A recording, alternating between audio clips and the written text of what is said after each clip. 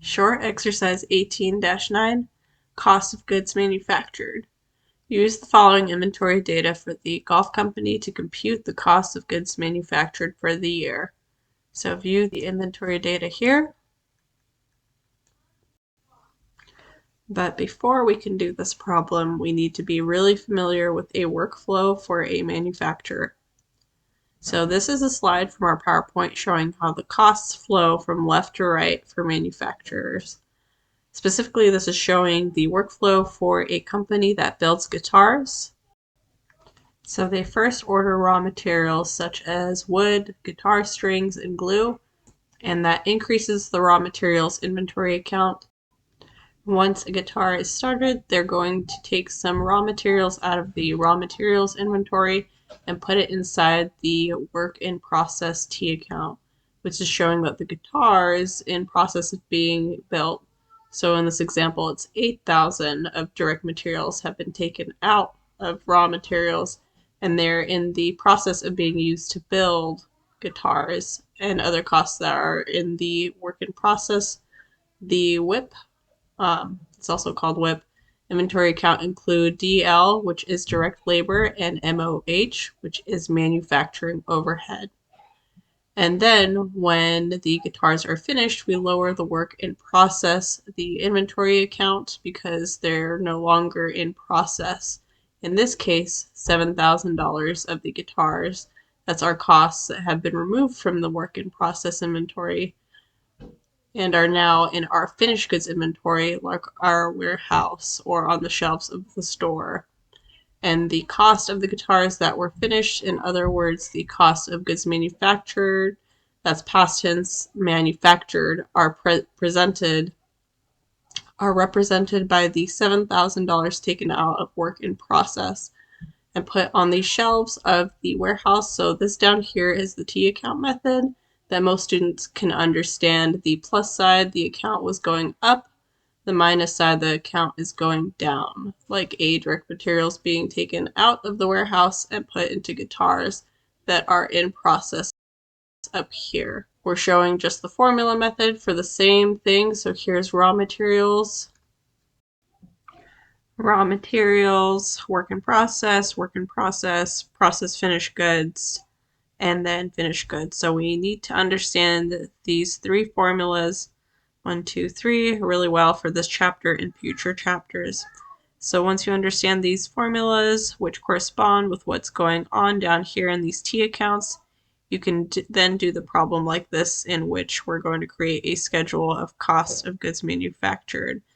And then also from our PowerPoint, here's a slide showing the schedule of cost of goods manufactured. So what we have here up above is the same formula that we had from the previous slide. Raw materials, work in process, finished goods. So the schedule of cost of goods manufactured is just this work in process broken out along with the raw materials inventory appearing right here. So let's take a look at work in process inventory. So that WIP inventory right there.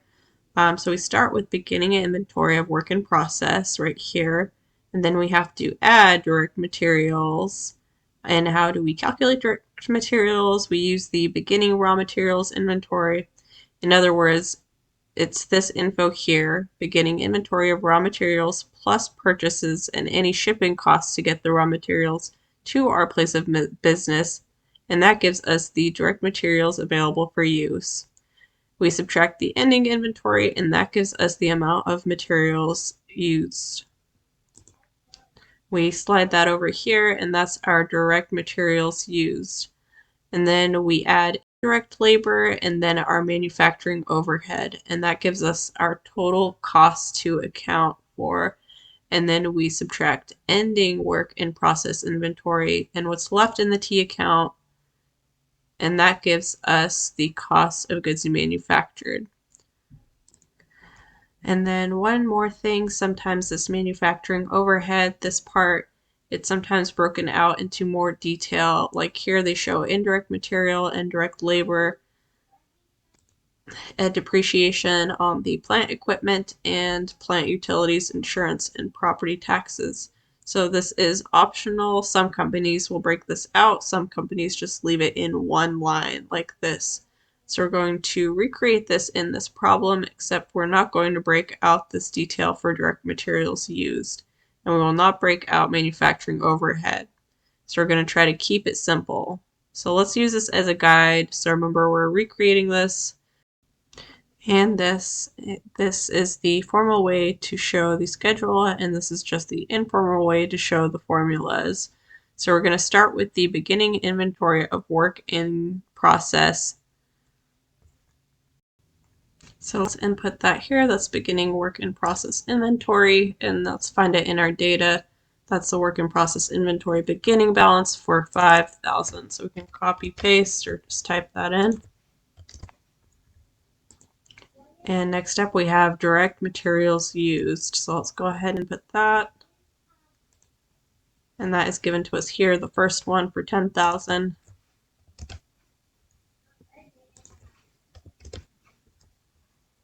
And again, as a reminder, we're not breaking out that direct materials used like we have in our slide. And then next we have direct labor. So we have direct labor here, input that, get it off of our table here for 7,000.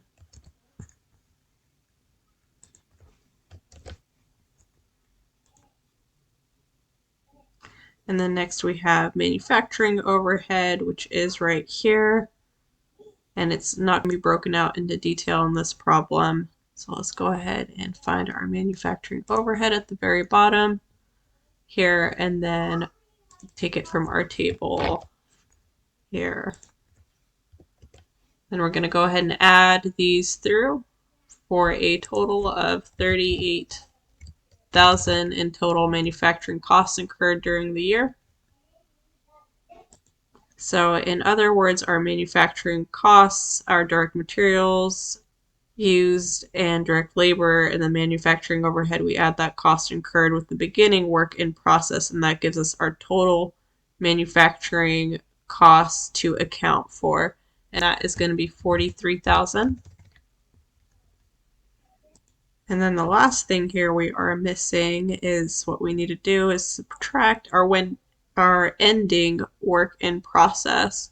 So let's go ahead and input that here, ending work in process inventory, and that is going to be found here, that ending balance of 3,000, and that's going to be a negative 3,000.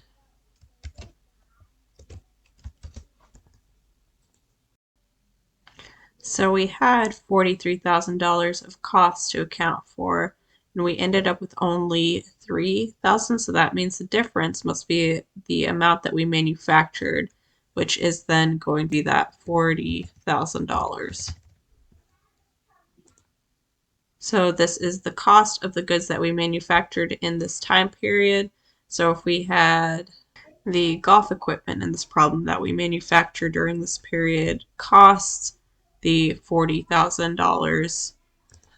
So then hopefully whatever we're going to charge for it is going to be more than that 40,000. Otherwise we're not profitable. That's it. So let's go ahead and check our answer. Well done.